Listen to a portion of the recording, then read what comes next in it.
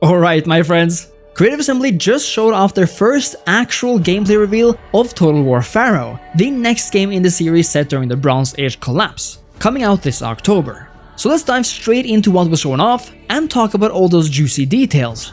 And as always, if you enjoy my content and are not yet subscribed, it would mean a lot if you took a second to click that sub button, especially if you want to know more about Total War Pharaoh. In this first gameplay reveal for the next historical Total War game, CA talked a whole lot about various parts of this game, and if there is one takeaway in particular I took away from this, it's actually that Total War Pharaoh really does seem like a mechanical successor of the Total War Saga Troy, but, and here's the very interesting part, is that it also seems to be a spiritual successor to Total War Attila. And this prospect, without having played the game myself and of course waiting to get the full game in hand, kinda sounds like my dream Total War game honestly. So let's go through the most important reasons why this is, and everything else we saw in the reveal, and why it's important for the future of this game. First of all, I want to make a disclaimer, because I've heard a lot of criticism of this game thus far. The few seconds of gameplay reveal we saw from the campaign map, which for me is perhaps the single most important aspect of any Total War game, was disappointing. And so was every other bit of gameplay shown off here by the way. Not because it looks inherently bad, but because, I believe, of the low bitrate footage and the early alpha stage of the game. It just looks like graphical settings are missing, and especially the few seconds of campaign reveal we saw just looked as though it was a combination of bad resolution, widescreen aspect ratio for some reason, perhaps low or missing settings, or just a stage of development that does not include all the bells and whistles. I trust this will be fixed for the final release, but thus far, I really wish it had looked a lot better. That being said, let's talk about the main concept of this game, and why it sounds awesome. Total War Pharaoh takes place during the collapse of the Bronze Age, a time when the established powers of the Near East either faced or experienced decline or collapse. In my mind, this is exciting because it kinda merges that grandness and warmth we often associate with the ancient period with the hardships of this transitionary period. But what's important here is that both this time period and concept will actually have major gameplay consequences for the entire game. Essentially, every faction on the map is affected by a mechanic called Pillars of Civilization. The pillars represent the state of the world and the Bronze Age itself. The pillars are represented by various grand cities on the campaign map and measure prosperity, and as long as these cities stand, the glory days of the Bronze Age remain. But if these cities are sacked or destroyed, the Pillars of Civilization will crumble, and this is when the Bronze Age collapse really comes into play. With less prosperity from these pillars, you'll receive more frequent negative environmental and campaign effects, like earthquakes and plagues, but the campaign map itself will turn darker and less vibrant, having us go from a sense of the Golden Age to a downright apocalyptic scenario. This is a major aspect of the game, which also really reminds me of Total War Attila, because compared to Troy, which this game is clearly based on, Pharaoh seems a lot more hardcore and dark. This campaign system also works together with not just the internal strife in both Egypt and the Hittite Empire, but also the system of invading sea peoples, who I assume are going to try to wreak havoc on the established empires here. I'm always up for a challenge, especially when it comes to dealing with both internal and external strife. And even though it's not an Attila situation 1-for-1, first of all because if I'm not mistaken, most of our factions begin as minor factions vying for power, rather than being one major entity from the get-go. It really feels like it's going for that same feeling of always being on your toes and fighting with your back against the wall. And speaking of eternal strife, I find it really interesting that we're not only given a unique unification mechanic here, where the various characters fight for the legitimacy to actually become the pharaoh, and not only that there's a similar mechanic for the Hittite Empire in Anatolia, but that any character who owns or conquers land in either Egypt or among the Hittites can actually join the struggle for either throne. Egyptians are not tied to becoming a pharaoh, but can actually become king of the Hittites. And while I do not know, although it would be awesome, if the same character could become both pharaoh and king of the Hittites, I love that this system is not locked to just certain characters or cultures. I mentioned in the beginning that I found the footage of the campaign map used in this video to be unacceptably poor. What I do love though, once again from CA Sofia team, is the user interface. From what we're shown here, Sofia has done it again, and made a UI that oozes its time period and an authentic vibe of immersion. I love the Egyptian artwork on display here, and much like with Troy, Pharaoh seems to be using the exact same UI format of large windows and information going on within them. I'm fine with this as I love Troy's style, but I will say that certain aspects do immediately feel a bit too similar. When I do sit down with it though, I'm sure it'll be no issue. But that's all to say that I really hope Pharaoh truly manages to convert its Troy-based engine into this new setting. and as of now, I have really no reason to believe they won't make it.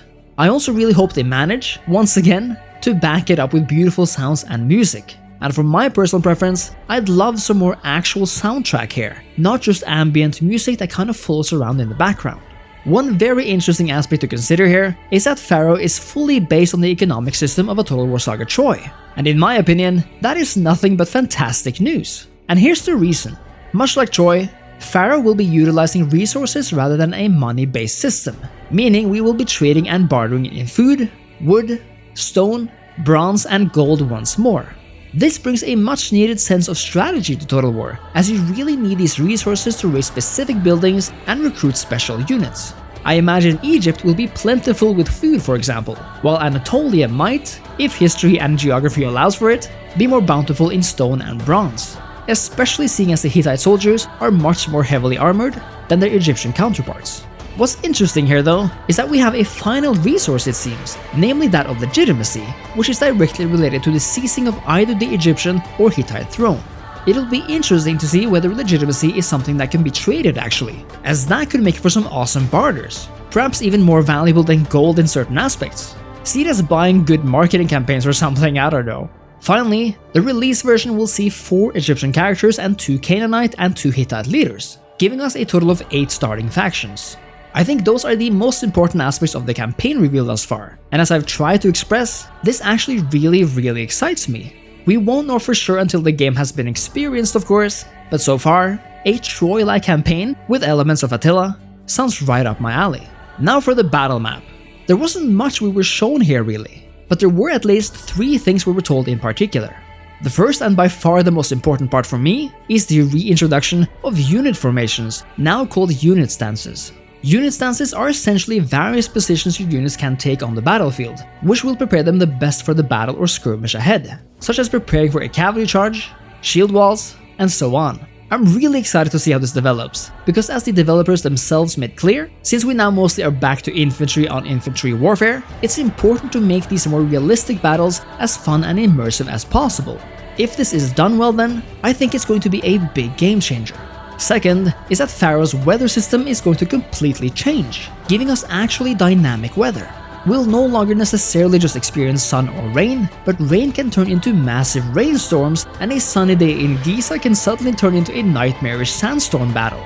These weather systems can have effects on both the visual elements of the battlefield itself and on how units behave, impairing vision or making them exhausted faster, for example. And bad weather can make it much harder to operate units that otherwise can be devastating, like chariots.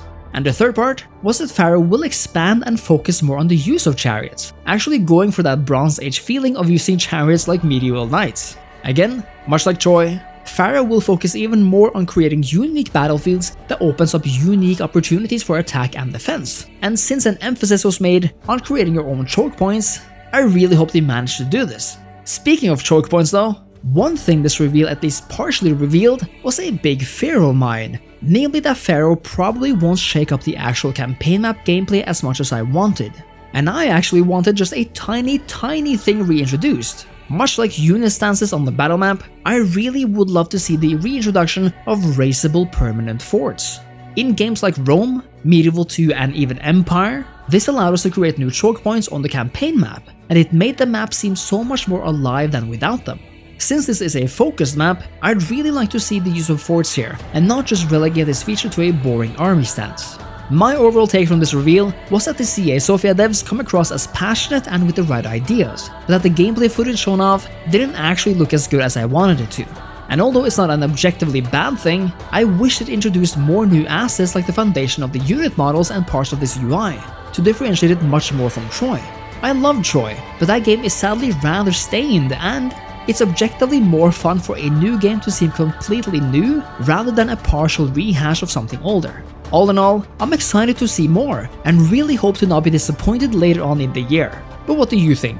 Let me know your thoughts on this reveal and this video in the comments, and as always, make sure to leave a like and sub to the channel. Thank you so much for watching, and I'll see you next time. Cheers!